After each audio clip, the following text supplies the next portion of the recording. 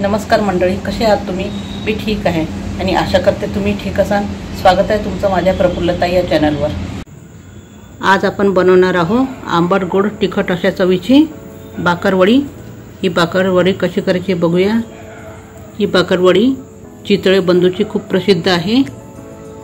त्या प्रकारेच आपण ही बनवायची आहे, एकदम साध्या सोप्या पद्धतीने. तर ही कशी करायची बघूया. तर चला.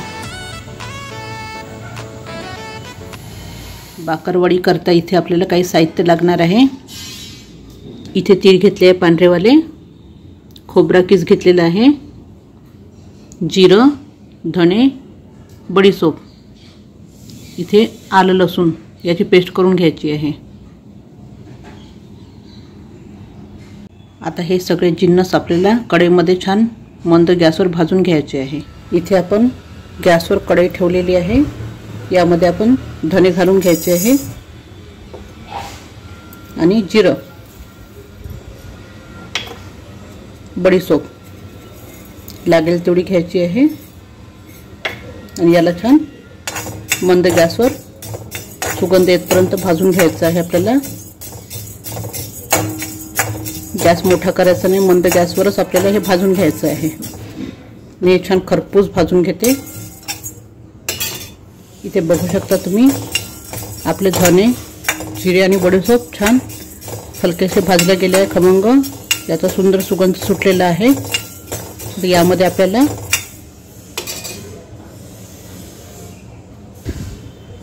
तीळ घालून घ्यायची आहे आणि परत याला छान मंद गॅसवर भाजून घ्यायचं आहे. याला भाजायला जास्त वेळ लागत नाही, 2-3 मिनिटच याला भाजून घ्यायचं आहे. इथे बघू शकता आता हे सगळं आपलं साहित्य छान भाजलं गेलेलं आहे खमंग. आता गॅस बंद करून आपण याला दुसऱ्या थाळीमध्ये काढून ठेवायचं आहे. इथे बघू शकता आपण थंड व्हायसाठी हे दुसऱ्या प्लेटमध्ये ठेवून दिलेलं आहे. याला आता थंड होऊ द्यायचं आहे. तर या कढईमध्ये आपण किसलेलं खोबरं हे भाजून घ्यायचं आहे. यालाही छान मंद गॅसवर भाजून घ्यायचं आहे. याला थोडा वेळ लागेल भाजायला, अजिबात करपवायचं नाही आहे. मी छान खमंग यालाही कमी गॅसवर भाजून घेते. इथे आपलं खोबरं पण छान भाजलं गेलेलं आहे खमंग. आता आपण गॅस बंद करून द्यायचा आहे आणि याला थंड व्हायला ठेवून द्यायचं आहे. मी गॅस बंद करून देते. इथे थोडा वेळ झालेला आहे. आपलं सगळं साहित्य थंड झालेलं आहे. आपण मिक्सरमध्ये याला काढून घ्यायचं आहे. इथे आपण मिक्सरचं पॉट घेतलेलं आहे. यामध्ये आपण सगळं साहित्य घालून घेणार आहे. इथे आपण मिक्सरमध्ये सगळं साहित्य घालून घेतलं आहे. याला तर बिलकुल थोड्या वेळच फिरवून घ्यायचं आहे, जास्त फिरवायचं नाही. इथे आपल्याला मसाल्यामध्ये घालण्याकरता साखर घेतलेली आहे, गरम मसाला, चवीपुरतं मीठ, बेडगी मिरची. इथे आपण मिक्सरमध्ये जाडसर वाटून घेतलेलं आहे. आता यामध्ये आपण साखर, मीठ, तिखट आणि गरम मसाला हे घालून घ्यायचं आहे.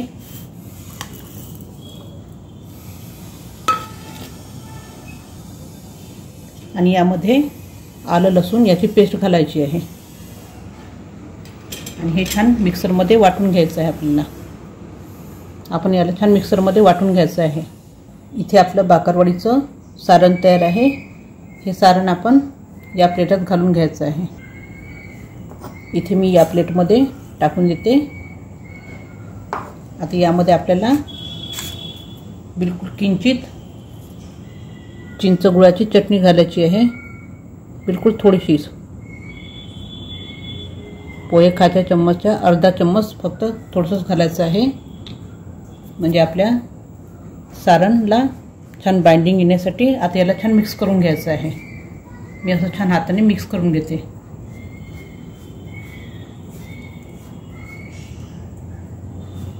असं छान बाइंडिंग येते याला आणि छान चव पण येते. बाकरवडीसाठी आता आपल्याला कणिक भिजून घ्यायची आहे. इथे 1 वाटी मैदा घेतलेला आहे, तांदळाची पिठी घेतली आहे, चण्याची डाळ, बेसन घेतलं आहे. बेसन आपल्याला फार कमी लागणार आहे. इथे आपण भांडं घेतलेलं आहे. यामध्ये आपल्याला मैदा घालून घ्यायचा आहे। इथे तांदळाची पिठी घालून घ्यायची आहे आणि इथे बेसन पीठ फार कमी घ्यायचं आहे आणि ओवा घ्यायचा आहे, ओवा घालून घ्यायचा आहे। यामध्ये आता आपल्याला चवीकरता मीठ घालून घ्यायचं आहे आणि कडकडीत तेलाचं मोहन घालायचं आहे।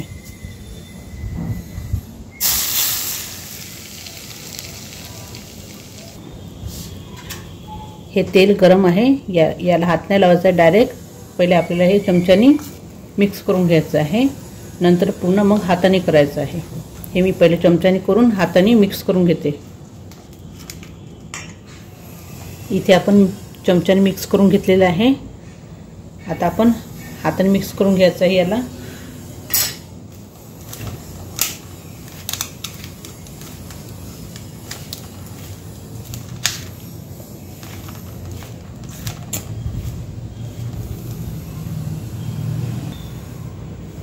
आपण हे छानपैकी मिक्स करून घेतले आहे।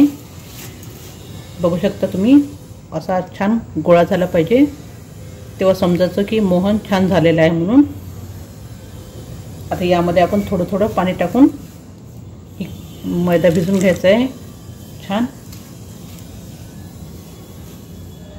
मी असं करून करून छान मैदा भिजून घेते, थोडं थोडं पाणी टाकून कणकेप्रमाणे। इथे बघू शकता आपण छान अशी रोजच्या कणकेपेक्षा थोडीशी घट्ट अशी कणिक भिजवलेली आहे मैद्याचं पीठ। आता याला आपण 10-15 मिनिटं रेस्ट करायला ठेवून द्यायचं आहे। मी झाकण ठेवून दिलेलं आहे, 10-15 मिनिटं ठेवून द्यायचं याला। इथे 10-15 मिनिटं झालेले आहे, आपण बघूया आपली कणिक छान झाली की नाही ते म्हणून। इथे बघू शकता आपली कणिक छान रेस्ट झालेली आहे आणि छान सेट झाली आहे। आता याला आपण इथे छान एकदा मिक्स करून घ्यायची अशी।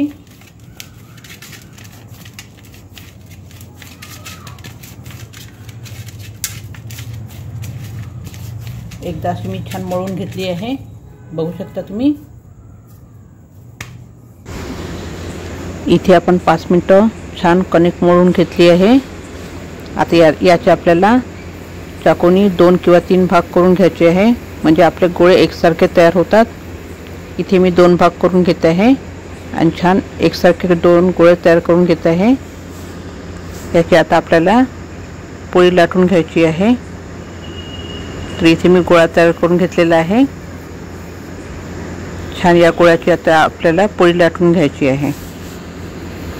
मी इथे पोळी लाटून घेते, बघू शकता तुम्ही। इथे मी छान चपाती लाटून घेतलेली आहे, साधारणतः या जाळीची, जशी आपण घरी चपाती लाटतो त्याप्रमाणे। आणि इथे मी साईडचे कॉर्नर कापून घेत आहे आणि याला चौकोन करून घेत आहे। याप्रमाणे मी इथे चौकोन करून घेतलेला आहे। आता याला आपल्याला चिंच गुळाची चटणी लावून घ्यायची आहे। तर चटणी आपल्याला फार कमी लावायची आहे, फक्त आपला मसाला चिपकेपर्यंत त्याला जास्त नाही लावायची आहे, नाहीतर खूप ओलसर होते ती आणि मग आपल्या बाकरवड्या मऊ पडतात। त्याच्यामुळे अगदी कमीच लावायची आहे, असे पुसल्यासारखीच। आणि या चिंच गुळाच्या चटणीचा व्हिडिओ माझ्या चॅनलवर मी पहिलेच अपलोड केलेला आहे। तर तुम्हाला माझ्या चिंच गुळाच्या चटणीचा व्हिडिओ पाहिजे असेल तर त्याची लिंक मी तुम्हाला डिस्क्रिप्शन बॉक्समध्ये देणार आहे, तिथून तुम्ही बघून घ्या। तर अशा प्रकारे मी ही लावून घेणार आहे छान। तर असंच तुम्ही हाताने लावू शकता, मी ब्रशने लावत आहे। अगदी थोडीशीच लावायची आहे, इथे लावून घेतलेली आहे मी। आपण इथे चिंच गुळाची चटणी लावून घेतलेली आहे। आता यावर आपण हे सारण केलेलं हे लावून ठेवायचं आहे, असं छान पसरून घ्यायचं याला। खूप जाडसरही नाही लावायचं आहे आणि खूप पातळही नाही लावायचं आहे, साधारणतः अर्धा सेंटीमीटर एवढ्या जाडीचं लावून घ्यायचं आहे। असं छान पसरून घ्यायचं याला।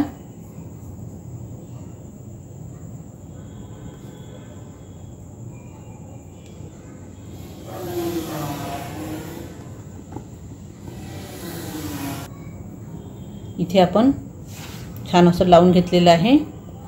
इथे आपल्याला आता रोल करून घ्यायचं आहे.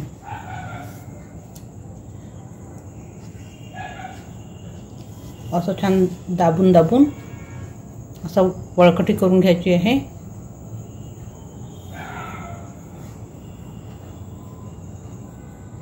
एकसारखी पुन्हा वळकटी करायची आहे,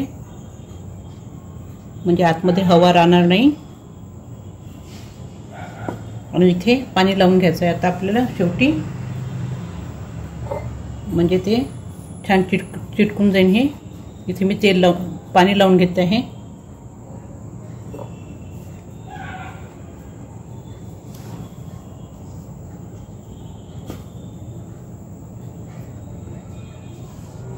आता याला छान पूर्ण एक साइडनेच असं पसरून घ्यायचं, आपल्याला रोल करून घ्यायचं आहे, म्हणजे यामधली जी काही हवा असेल ती निघून जाईल. मी असा रोल करून घेते. इथे आपण वळकटी करून घेतली आहे. याला आपल्याला मधून चाकूने कापून घ्यायचं आहे.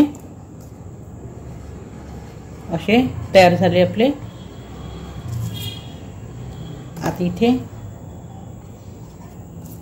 हे एक घ्यायची, याला ही बाजू पण कापून घ्यायची आपल्याला. आणि साधारणतः 1-1 इंचीचे अशा बाकारवड्या कापून घ्यायच्या आपल्याला.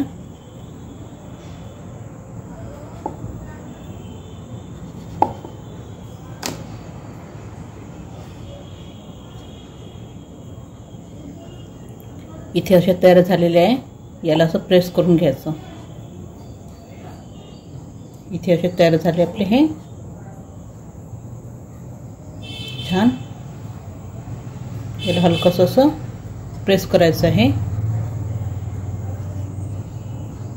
अशा सगळ्या मी बाकरवड्या तयार करून घेते. तुम्ही असे सुद्धा तळू शकता. असे छान मी अशा प्रकारे पूर्ण करून घेते.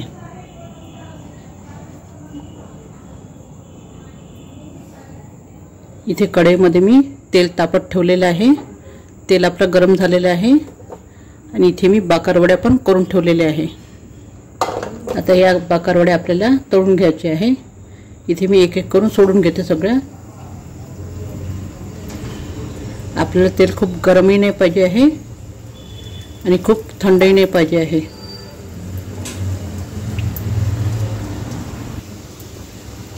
जर थंड तेल राहिलं तर खूप तेल पितात जे काही पदार्थ आपण तळणार असतो ते, आणि जास्त गरम राहिलं की ते लवकर तळून निघतात पण ते आतमध्ये मऊ राहतात. म्हणून मीडियम गॅसवर आपल्याला तळून घ्यायचं आहे. तेल आपल्याला मीडियम टेम्परेचर पाहिजे आहे. तर असं करून मी सगळ्या बाकरवडे याच्यामध्ये टाकलेले आहे. आता याला आपण छान सोनेरी रंगावर तळून घ्यायचे आहे. याला टाकल्याबरोबर लगेच चम्मच टाकायचं नाही याच्यामध्ये. याला थोडा वेळ सेट होऊ द्यायचं आहे. आणि आता याला छान लो टू मिडियम गॅसवर तळून घ्यायचे आपल्याला. मी आता असं पलटून देते. छान असं अलट पलट करून आपल्याला छान सोनेरी तळून घ्यायचे आहे. इथे बघू शकता आपण छान खरपूस बाकरवड्या तळून घेतलेले आहे. याप्रमाणे आता या काढून घ्यायच्या आपल्याला.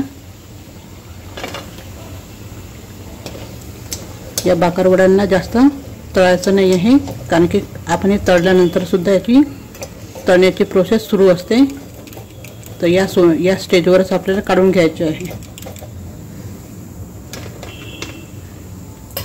आता याप्रमाणेच आपण परत दुसरी बॅच तळून घ्यायची आहे.